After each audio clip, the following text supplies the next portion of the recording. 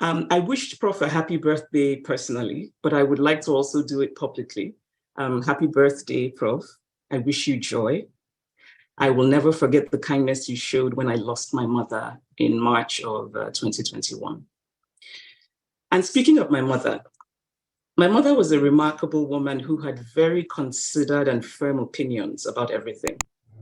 And so I remember once we were watching television and Prof was speaking, and my mother said in that very firm tone of hers, "Now, this one is a gentleman." And there was, of course, an undercurrent to her words. And there was something left unsaid, rather loudly left unsaid, which was, the others are not gentlemen. One of the writers in this book, Oreoluwa Ogunbiyi, puts it rather beautifully where she says that she was struck by Prof's careful attentiveness.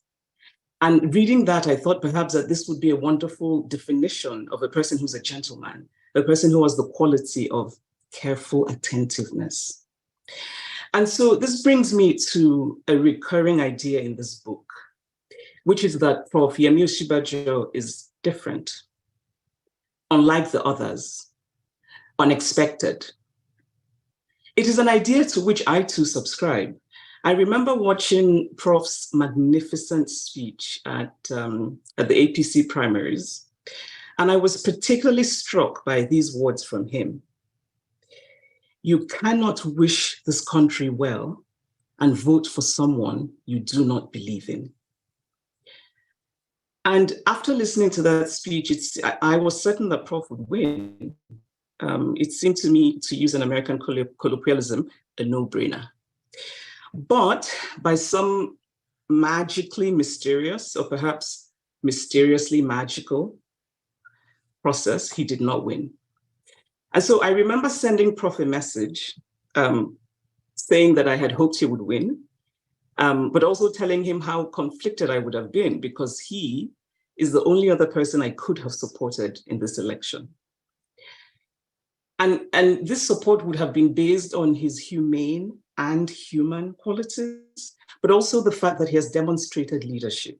And particularly so, I think, when as acting president, he took a principled action to tell us Nigerians that one cannot desecrate the sanctity of the National Assembly. But I must say that I'm surprised that this book does not have someone who wrote of Prof as a teacher. I think it is, in fact, one of the fundamental traits that he has, that he's a good teacher. I think the greatest gift a teacher can have is the eternal gratitude of his or her students. And Prof has that. I remember once watching a very wide range of Prof's students talking about him as a teacher, how patient he was, how he really wanted them to understand the concepts, and also how he wasn't burdened by that quality of ego, which sadly, I think, afflicts many academics in Nigeria. And I must say that hearing Prof's students talk about him warmed my heart particularly because it reminded me of my own father, who was a dedicated professor and taught for more than 40 years at the University of Nigeria in Nsukka.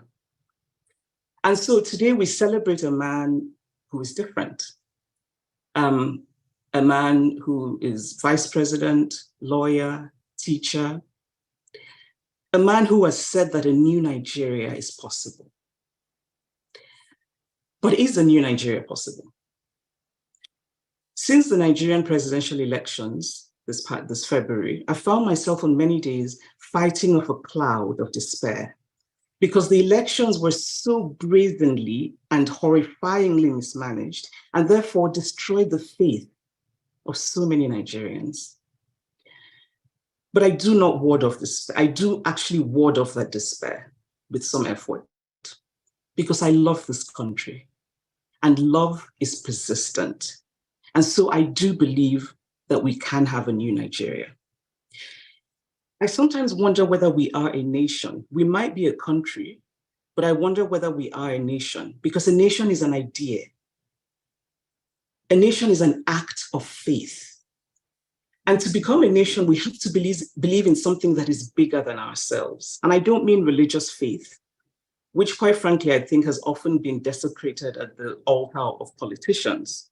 It seems to me that we need politicians to talk less about God and act more like God would want them to. But the only way to create this new Nigeria, I think, is through leadership. I remember when this present administration first came to power, a friend of mine who lives in Abuja said to me, and I suppose he was only half joking, he said, people have stopped stealing. They're waiting to see if this anti-corruption thing is real. And I think this anecdote is telling in its simplicity. It just shows us that a leader sets the tone. We cannot have a new Nigeria if we continue to have the kind of leadership similar to what we've had in the past. We must reject the politics of patronage, the politics of personal interest, and instead embrace the politics that is people-centered.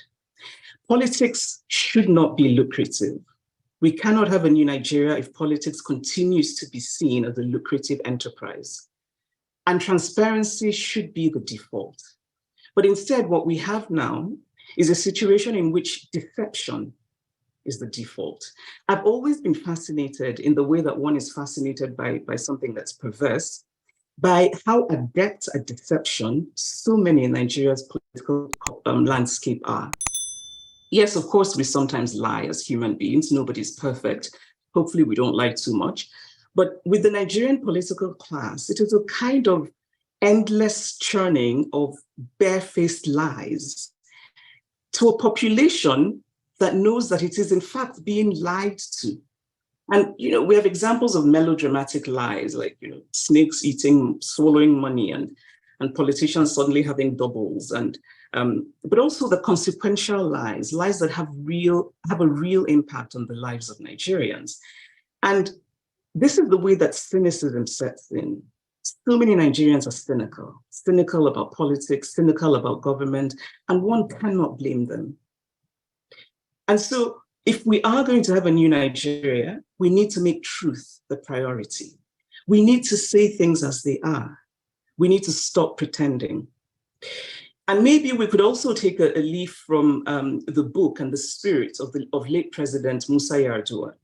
Now, here was a man who had the moral conviction to acknowledge that the system that brought him to power was flawed. And so this man, the late President Yar'Adua, actually set up a commission to investigate a system that had brought him to power. I think that speaks of a kind of moral courage that I wish we would see more of. But of course, it's also important to say that the panel that he set up, I think, had quite a few recommendations and none of them have been passed. And so a new Nigeria is possible only if we begin to refuse certain things. We must refuse to be desensitized. We must always keep our sense of outrage alive, alert. And then as an example, I want to remind us that we should never stop being outraged by the fact that the Nigerian government turned guns on its own citizens who were merely asking for a better life. And of course, I'm talking about the EndSARS protests. And maybe also one of the things we need to do if we are going to have a new Nigeria is that we need to, one of the problems I think that we have is a failure of imagination.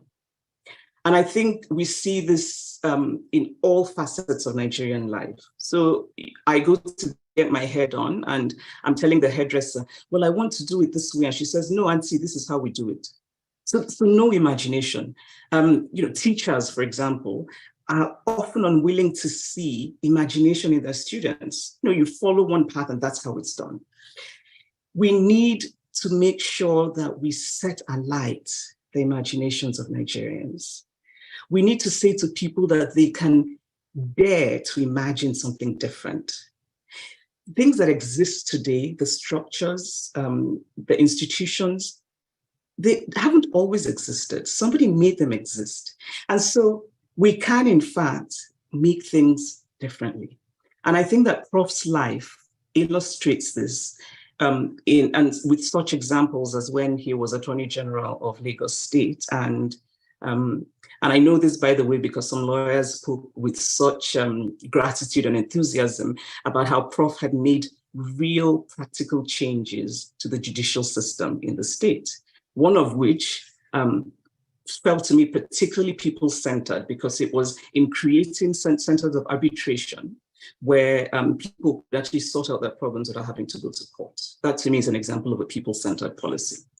And so, I'm going to conclude very soon, but a new Nigeria is possible because we actually see it today.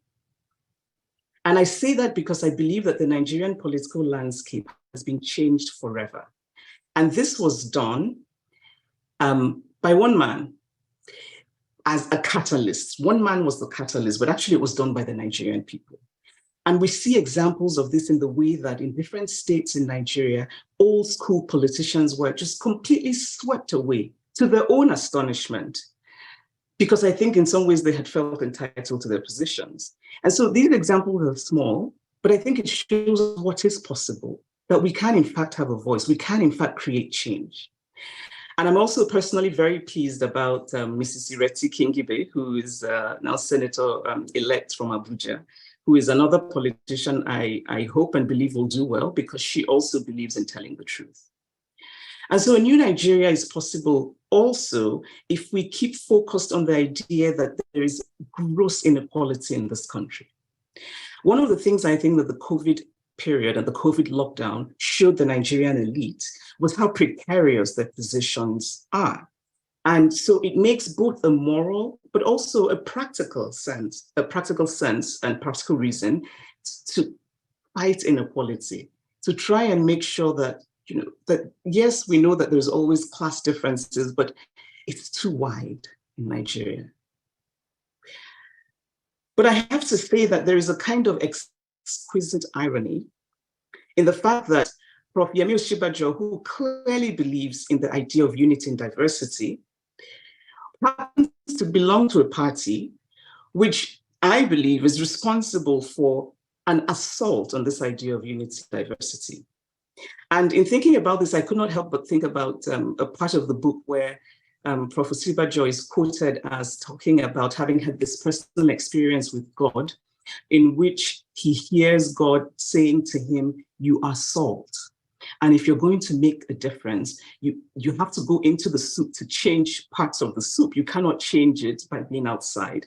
So this idea of being salt, of having to go into a system in order to make changes in that system, in some ways, I think, kind of captures Prof Osinbajo, and also brings me to his own words, where he says, "It took public office for me to be able to get the scale of change that is required to make a difference."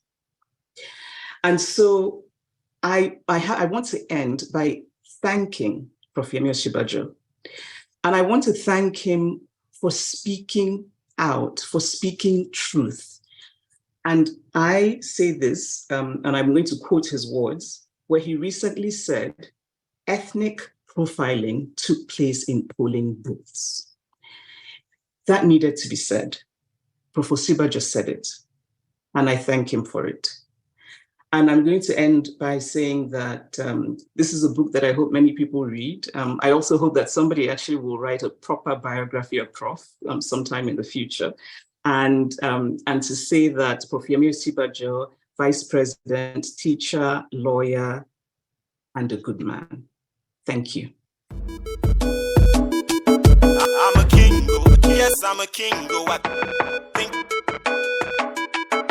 I'm a king.